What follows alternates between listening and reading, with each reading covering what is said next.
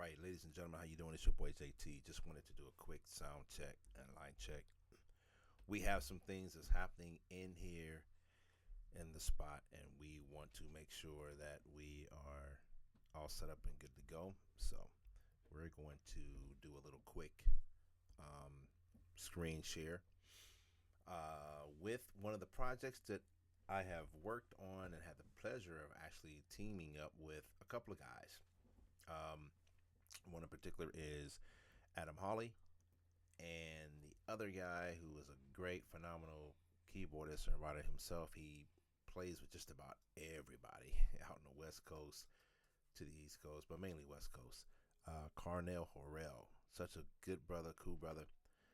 We worked on this one together, and then I had the extreme pleasure with inviting another talented brother by the name of Judah Seeley from Rochester, New York.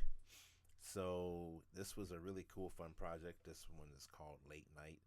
So we're going to just play around with some of the settings we have here, and so you can get you a little insight and view as far as how it actually how everything is, how it looks, how it's set up, what's the feel, um, and then some of the basic techniques with it, which is going to be really cool, a lot of fun. So let's go ahead and let's get with it, and we're going to have a good time. Alrighty, okay. So, all right, we've got the logo there. We've got everything together here. Pitch and pitch. There we go. All right, so we're here. Okay, so right now you're looking at my Pro Tools screen, which is the mixing console.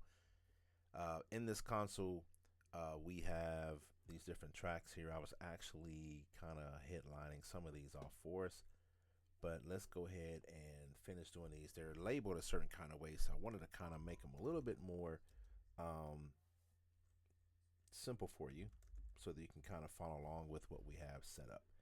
So right now, track 5, we have it as the background sax. Okay, so I'm just going to do it this way to keep it quick and simple. Then we have drum loops on this, which is really cool. Drum loops that Adam created and Carnell, and they worked out really well. So I did not have a live drummer for this one. And this one we have an effects track. So let's take a listen to the effects track because to be honest, I forgot what's really on that one. So let's see what we have here. Right now it's flat. Let me see what it's like in the edit window. Okay, something's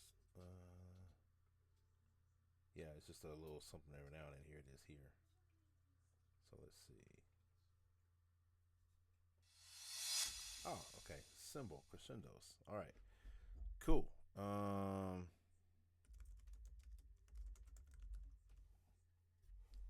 Cool. Thought I was typing and I was not. So we have that, and then here we have guitar, which I'm pretty sure is here.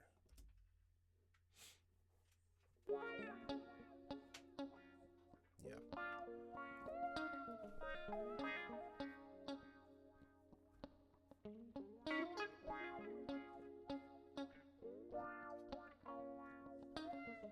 All right. So you may be wondering, is more than one guitar on that track? Well, these are actually the performance stems that we're playing with.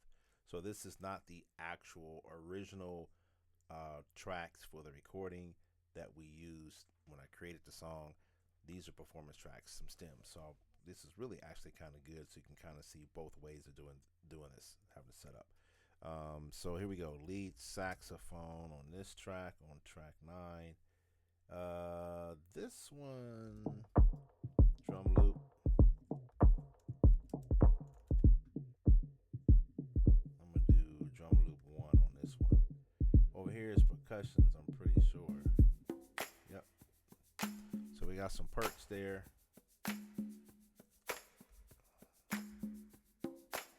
Over here is my Rhodes. Yeah. Yeah.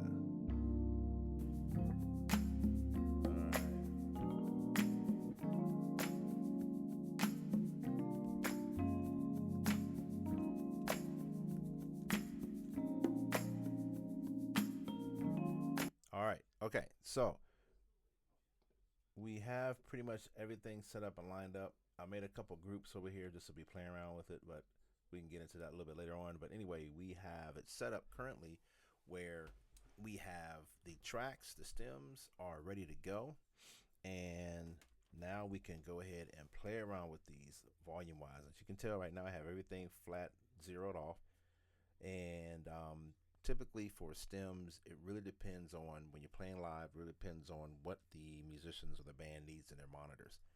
Um, Typically, we try to keep everything level set.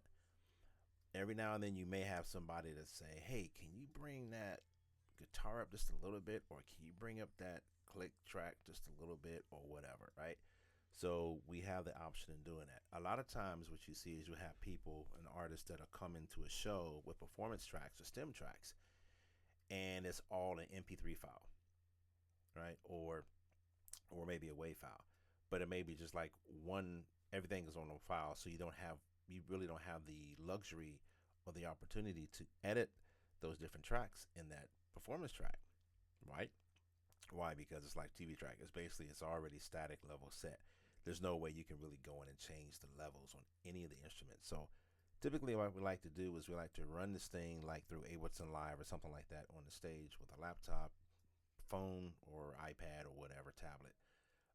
And then that'll give you the capability and the luxury to bring up certain levels on certain tracks. This is really the correct and the most efficient way of doing things while performing on stage live. Again, you're not locked into a static setting. You have the flexibility to be more functional with doing different variances with your different levels of instruments, your tracks, effects, right? Sometimes some people want something completely flat in their mix versus having something that's have effects, and then vice versa. Especially when you're dealing with the vocals. Sometimes they say, "Hey, can you bring the vocals up some?" And that click on that track, and they'll say, "Oh, well, it's all one track. I have to bring the whole track up." And then that can be annoying because now you're bringing up the volume for everything, and it's not really what you wanted as a performer. You just wanted something in particular, like a particular instrument, such as background vocals, or a tambourine, or a shaker, or guitar, or piano, or whatever, right? Auxiliary keys, whatever. You just wanted those volumes for those instruments or those particular tracks to be adjusted. So it is a lot easier. I know sometimes it used to be back in the day when I did a show in Ohio with Guapale, and her MD came in, and I never will forget. He flew in town, and he had his MacBook Pro, and he had I think he was using, man, what was he using? I think he may have been using Logic, but he brought like this interface. So on the stage he had this huge interface sitting on top of the grand piano and the keyboards and his laptop, and he had it because he wanted to have full control over the entire performance track. So there were times when Guaple was like, "Hey, I need these vocals turned up," and then there was times when her voice was like, was kind of, she was getting hoarse a little bit during the show. So he was able to bring up one of her lead vocals on a certain chorus sections, which helped save their voice, which is really cool. So instead of bringing an entire huge interface on stage, now you can just bring your cell phone, or you just bring your laptop, or your iPad, tablet, whatnot, right? You don't have to bring an entire server data room, data data center into the on the stage anymore. Those days are long gone. In fact, there are so many there's so many like new software tools out there that you can run independently, to do live performances with. But it just so happened that Ableton right now is like the pretty much the most preferred for live performance tracks. It goes really well with not only audio but also visual effects such as your lighting and fog machines, all kind of cool stuff. You can sync those into Ableton to have everything triggered and executed at a certain point in time in your tune. All right, but enough of that. Back to Pro Tools. So now we are back here, and these are the stem tracks. So let's start out with the, let's see what this effect is. I forgot what this one is. So let's go to the beginning and let's play this one. Ah, that's the organ and auxiliary keys. So let's change the label on that.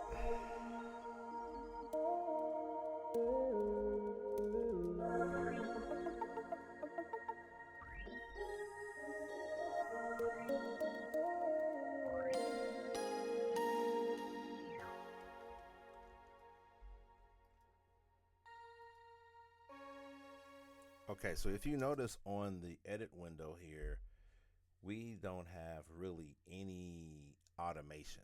Again, this is flat, it's performance tracks versus an actual recording for a CD project or for a recording project.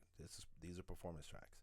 So we have all these set up here with the WAV files, and it's just everything is as is. If I want to do some automation of pan left and right, that's cool. But again, this is a live performance, so we want it to be in stereo. And if we do have some stuff just panned over to the left or to the right, that's really cool. But in this session, we really want to focus on what it looks like and what it sounds like, which is really similar to what you see in the recordings. But it's just that now, instead of you having a true individualized guitar track with like a muted guitar on one track, chord rhythm guitar on another track, guitar wahs on a different track, we have those things blended on one track for the sake of being performance tracks, right? All right. So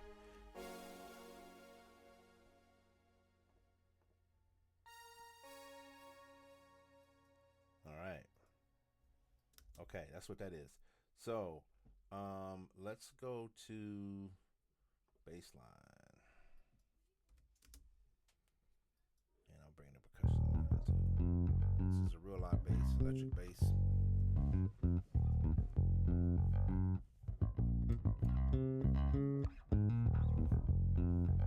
Yeah.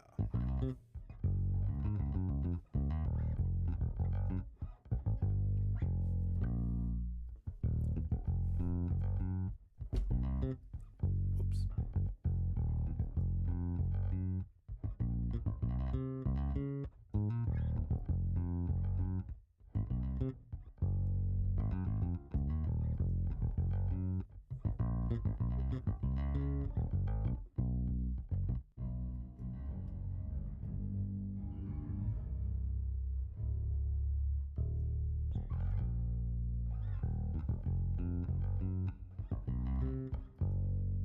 Put a little bit of reverb on that just to add a little wetness to it.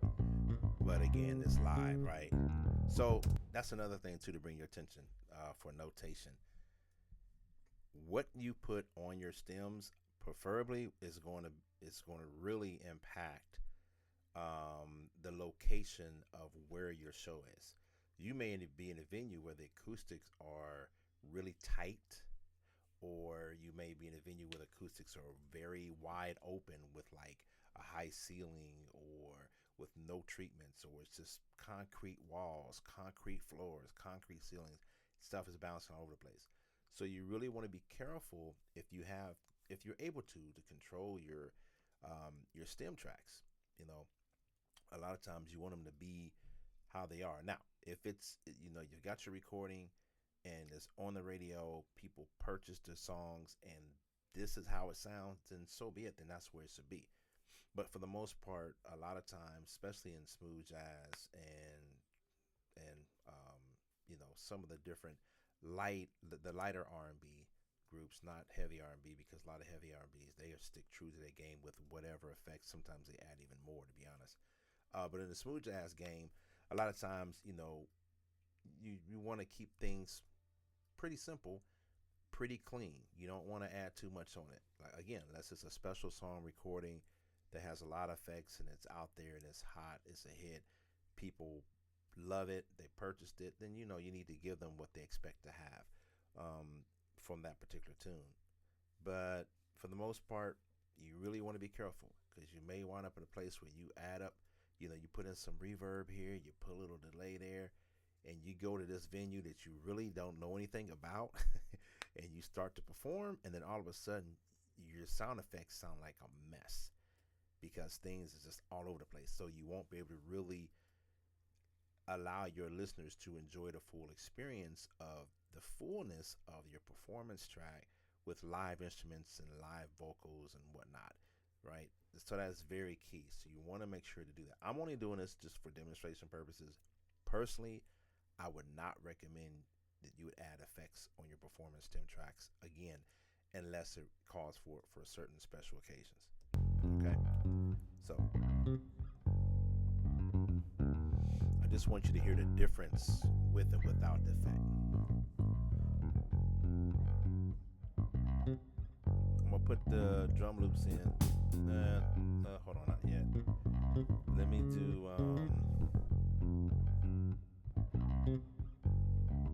percussions a little bit here.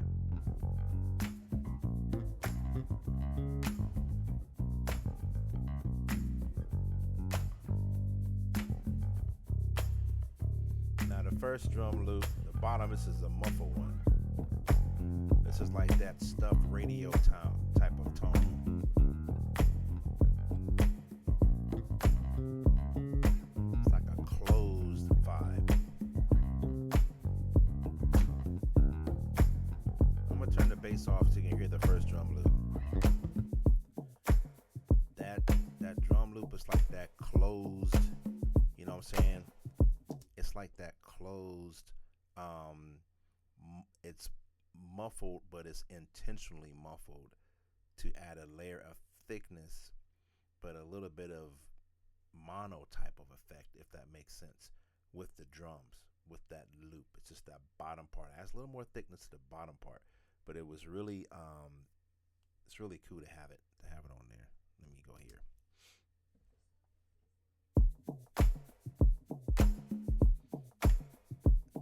Another thing to keep in mind when you have a drum loop like that, your drummer can play on top of it and be free, but not be in the way. And we'll talk about that in just a minute. Okay. Now I'm going to bring the other drums in on top of it. Here we go. 4.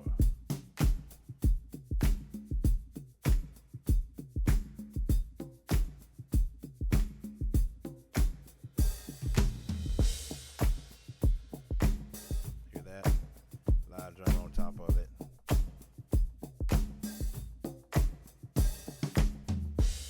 Actually, this is a live drum on here. I'm sorry about that. The drum loop isn't, of course, but this one is a live one. I believe it's Eric Valentine on this song.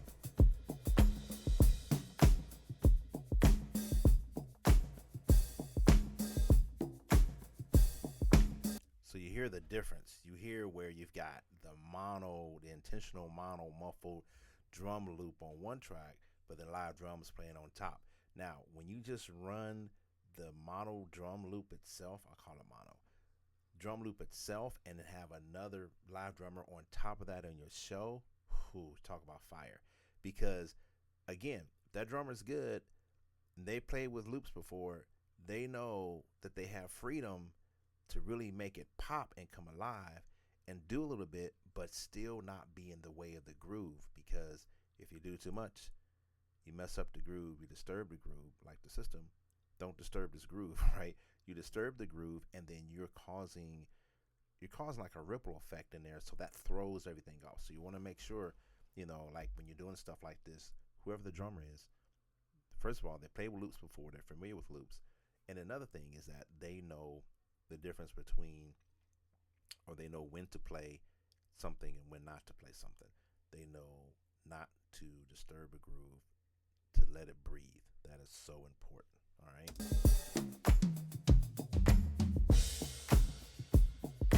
All right, I'm gonna bring the bass line in.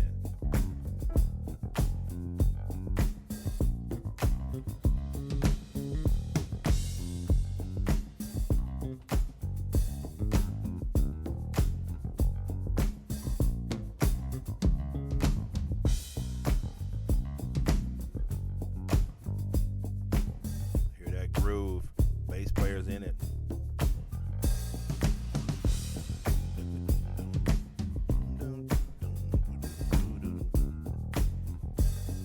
Okay, so the bass player is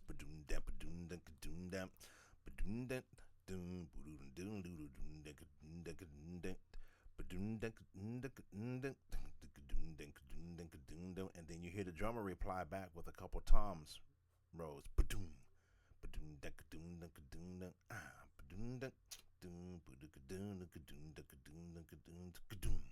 right? They're kind of talking back and forth, but at the same time, they're not in the way of each other. Hear it?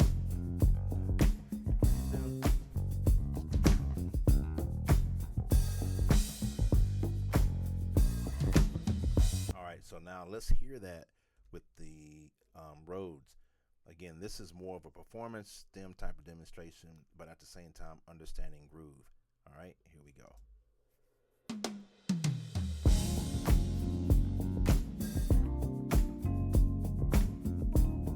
There's that groove, it's established.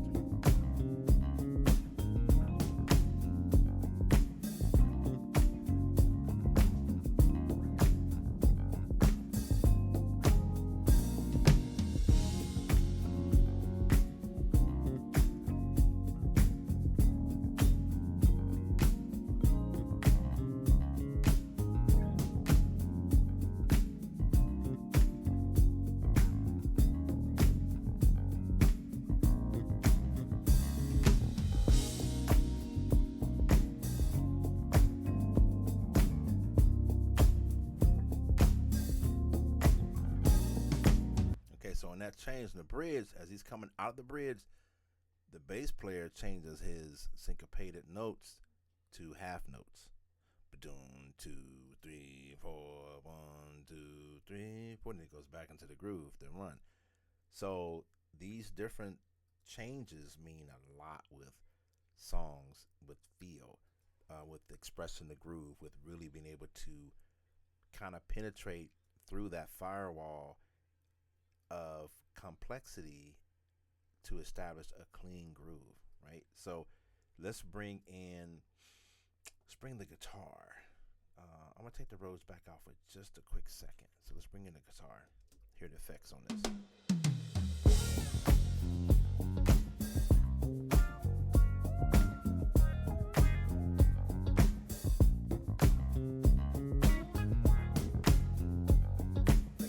The levels are 0. I'm not changing any volume. Everything is flat.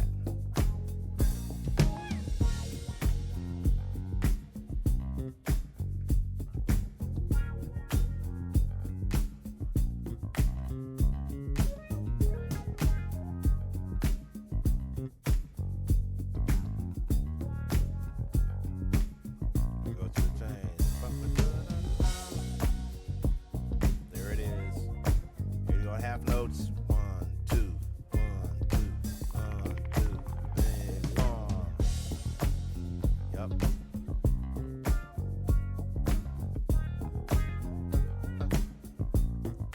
Listen to the guitar play.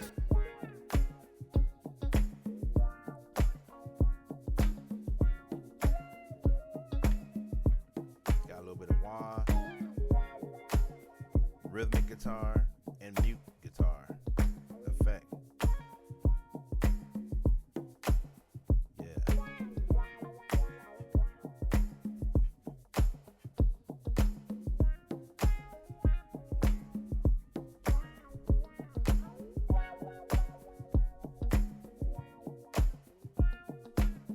Okay, so here we go.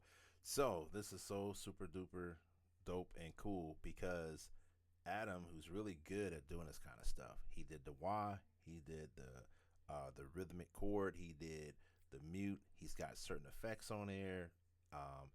It's very tasteful. He's doing a lot of tasteful things that makes a difference in adding the nice hint and flavor into a song.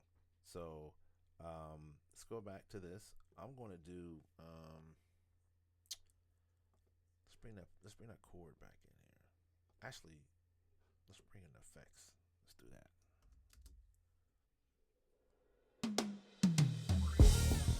Got the organ. And there's already effects on that effect, on that track. That's built in the recording, so I'm not going to change that.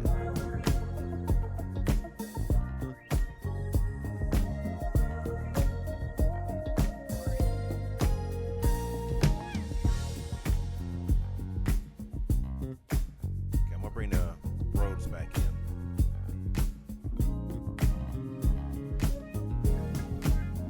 The only thing missing now is the sax and the pianos.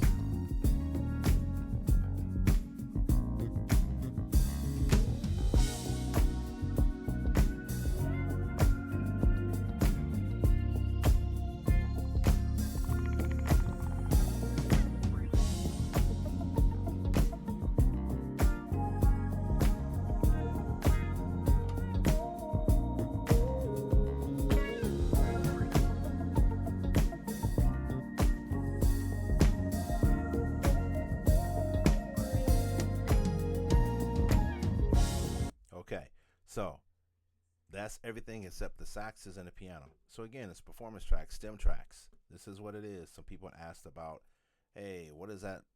What's the breakdown of late night? Um, what's the variances in the tracks? So I'm like, hey, okay, cool. I'm gonna do a video on it, and here it is. So now we're going to bring in. I'm going to bring in. What do we want to bring in? Let's bring in the saxophones. All right, let's bring those babies in. Yeah, let's bring those in. Matter of fact, let me bring those close together. I'm so sorry. I messed up on that. Gee whiz. What was I thinking? Yeah, man, that's crazy. Jeez. All right, so let's do saxophones. Lead and background saxes. I'm gonna bring the percussions in so we keep a rhythm on it. There it is.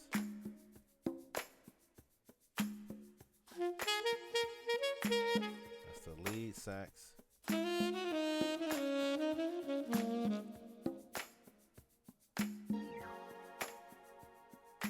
So you hear the built-in sound effects. There's no need for me to add anything because this is what was on the original recording.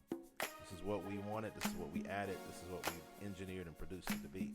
So that's what's going to be on the stem. I'm not adding anything else because there's no need to.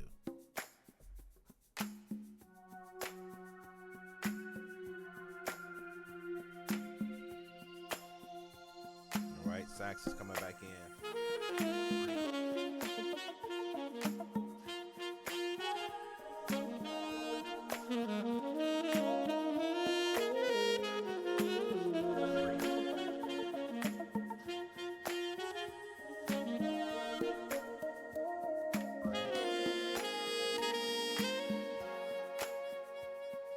Now, one thing I truly have to say that I love about this song and about what was done on this song, man, that tenor sax is everything. I'm sorry.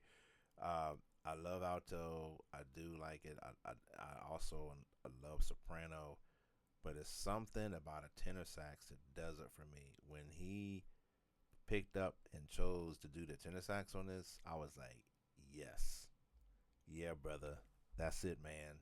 Amen to that, bro. It's everything. Um, his warm tone that he already has on the sax, and when he recorded it, on top of what Adam engineered this, by the way, on top of what Adam actually did on the audio side of this, audio and engineering side, um, it's like the perfect recipe. It's so smooth, and it's really, really easy to digest, and it's a great recipe. It makes you hungry for more, you know.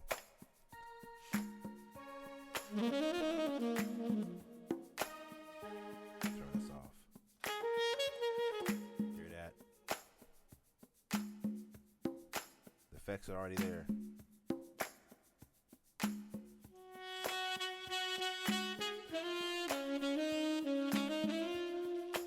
He layered it.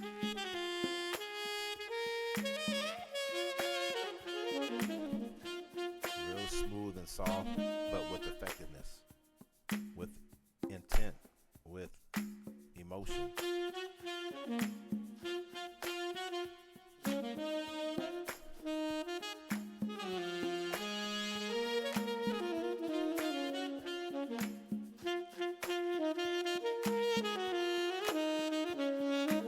So smooth.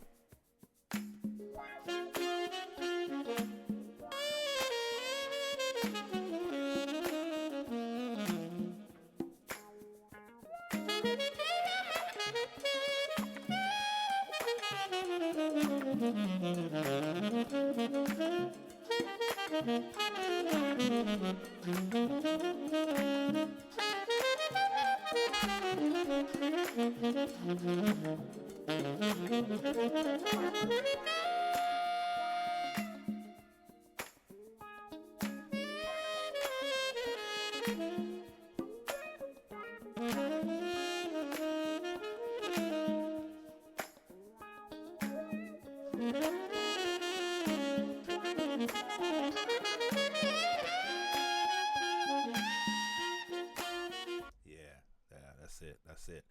So let's bring in the piano with this. All right. So I want to take the sax out for just a moment, and let's bring in the piano with the Rhodes.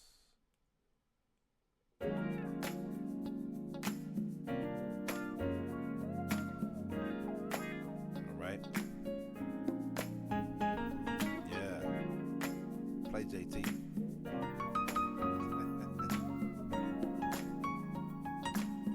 You notice I have two tracks.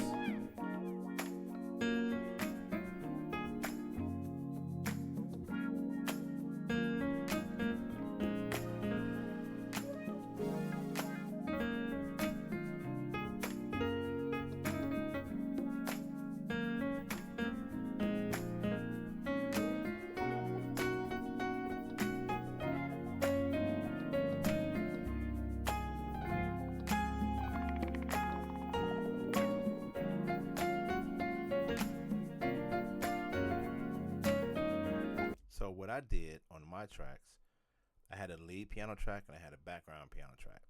The background piano track is strictly chords, just adding subtle chords. Keep it thick and full, simple. You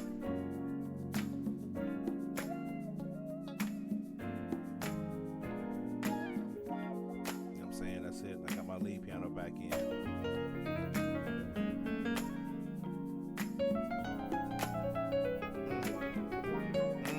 Yeah, yeah, man.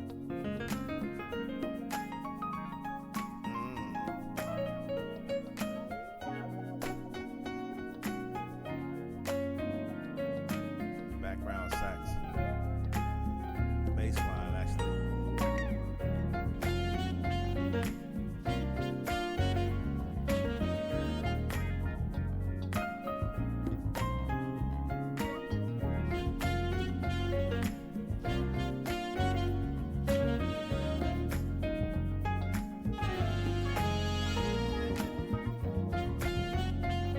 Yeah, groove. So that's that groove, just a smooth groove. We can feel it, we can enjoy it. It's bad, man. I mean, I'm just want to just say that it's such a great and honor and a blessing to be able to have this one as one of the ones on my book. I mean, this is phenomenal. Um, I love it. I appreciate it. So yeah, so those are the piano tracks. So the piano tracks again, I've got the background and the main one, right? That's it.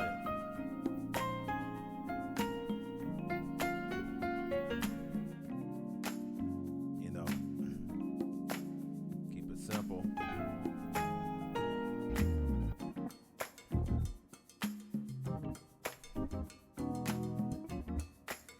That's it. Da-da, da-da, da-da, da-da, da-da, da-da, da-da. Right.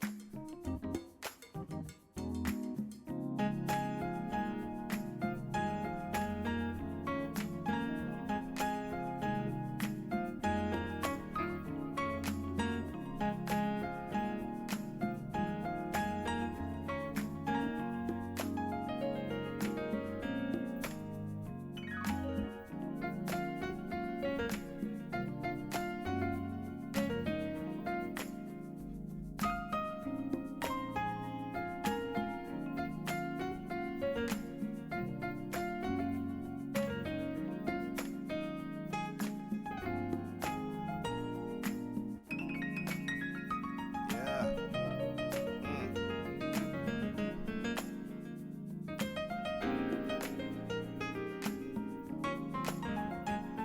Yeah.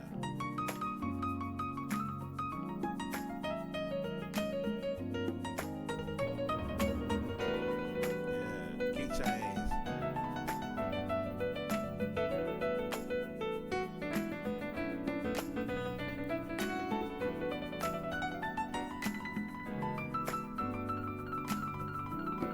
Yeah. Now, anyway, stem tracks, flat, keep them simple, keep them just like it is in a recording. Do not add any extra effects. Unless, again, it requires it. But 9 times out of 9.5, if it does, it's already embedded from the original recording. You're just providing tracks, stems just to perform with them and to control the different layers and the levels of them, right? To add the fullness to the show, or shows, right? So, these are the sim tracks. I had people ask me about that last lick that I did the riff,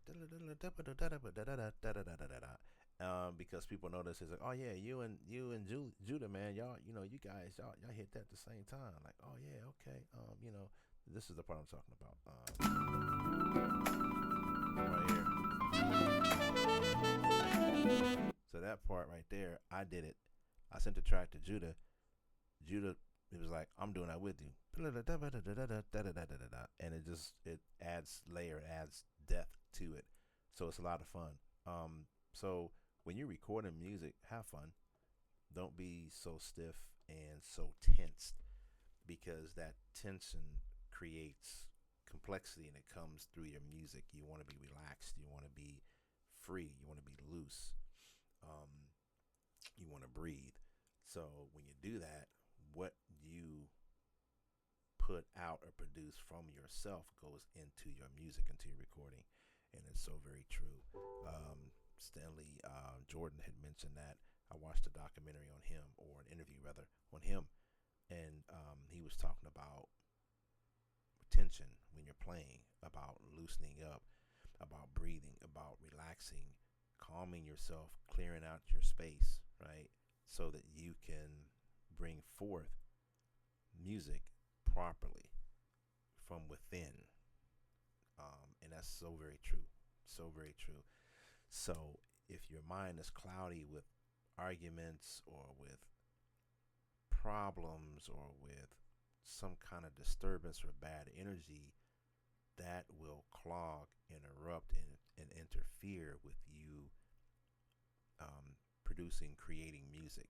Same thing with performances. Before you get out on a show and perform, be sure that you clear out any bad energy, remove it, any negativity that's upon you, any issues. If you had a bad argument, or an argument with someone prior to you get ready to perform, man, get rid of it, dismiss it. You want to have a clean mind and a clean heart when you perform. If you've done something or somebody wrong, you want to get that cleared out, because that will come through your music. It'll come through your performance. It'll come through whatever it is that you're delivering. You don't want that. You want it to be this pure, right? So when you're performing, do that. Regardless if you're singing or you're playing an instrument, it's all very, very important. It works and it impacts on all sides. So again, back to the performance tracks. You have performance tracks. It should be just that, and it should be mixed and mastered. Please, it should already be mixed and mastered. That way, all you got to do is turn up a couple things here and there if need be, unless you just want to do a flat MP3 file, right? But for the most part, I like doing um, live setups so we have individual channels, but everything is already mixed, everything is already mastered from the master itself. Um, if you go on the stage with a song that's not mixed, you will be able to hear it. And you got performance tracks, and you're using it as your performance track, you will hear it. People will hear it. They will notice it. The balance will be off. Frequencies will be all over the place. Um, you may have too many lows, too many highs. You may have some mid ranges. You may have different instruments that are too loud. Some are too soft. Some not even playing. It's just all kinds of things, and that impacts you. So make sure you check everything twice, 3 times, 7 times, 12 times, whatever, before you perform, because once you have that locked down and right, it'll be that way all the time, right? You make sure you got your tracks together, right? So anyway, that's just a little insight as far as what we do, what I have on a performance track for my song Late Night. If you have not heard the song, feel free, go out there to my YouTube channel, Jesse JT Jazz Thompson, subscribe, look for it, and play it as much as you like. Or you can go to my website at jtjazz.com, and you can download the tunes, that sort of thing. It's on Apple, Pandora, all those other different type of platforms. It's really, as a listener, as a consumer, I like being in control of what I hear. So to use a Spotify, it's it is what it is. I'll get into that later, at another day, another time. But I like to be able to rewind, to pause, to replay as many times as I want a particular song or group of songs. Just like in the old day with having a CD player and all that good stuff. That's what I like to do. And also, when you do it that way, when you purchase a CD or download the file from an artist's site, you actually really truly help the artist out. So if you do that, I appreciate that. Thank you so much. Thank you if you've done it already. If you're ready to do it, I thank you in advance. All right. So anyway, not to hold you up too much longer, but this is the mix of the song Late Night, the performance tracks. So I really enjoyed the session. Hope you did too. If you have any questions, feel free to hit me up, shoot me a text or email actually. Leave a comment or something like that on the page and let me know what's going on and we can get more into it. But I just wanted to show you as far as the stems, what it looks like behind the scenes. It's kind of like recording in the studio. You're just using these same type of files and tracks, but you're using them differently. And there's no need to add effects because effects should already be on it from the original recording. Again, if you find that you want to add something, then I mean, it's something if it really depends on it truly depends on where you're going to be. And remember, you're using this one track, or I shouldn't say one track. You're using this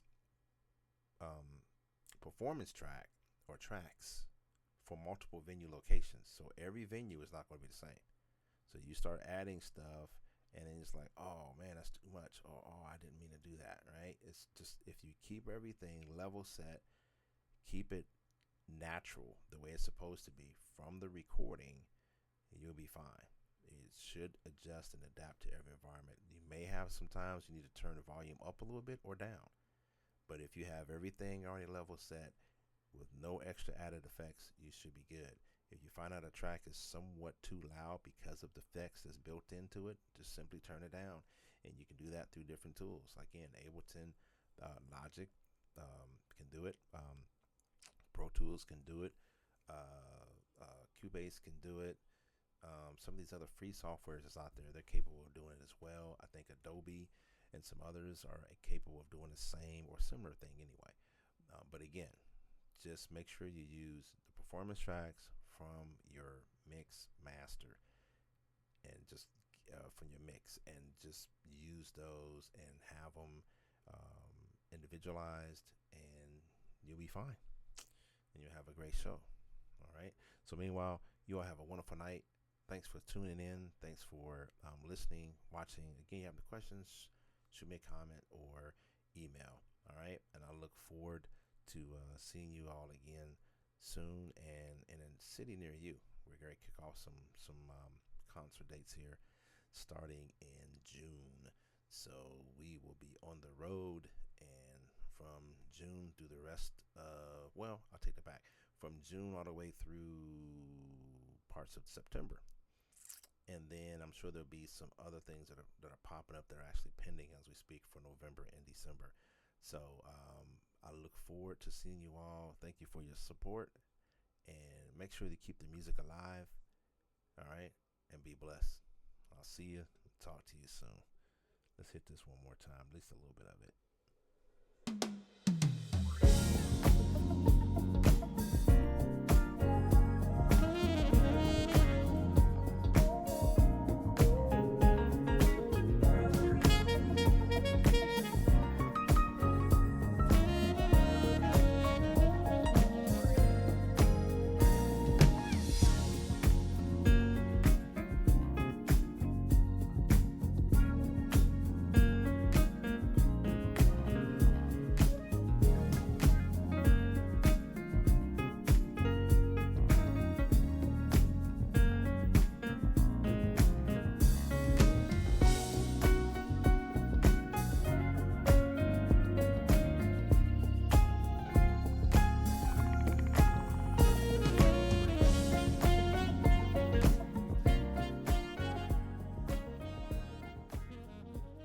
All right, y'all. Y'all have a wonderful evening. Until next time, take care. God bless.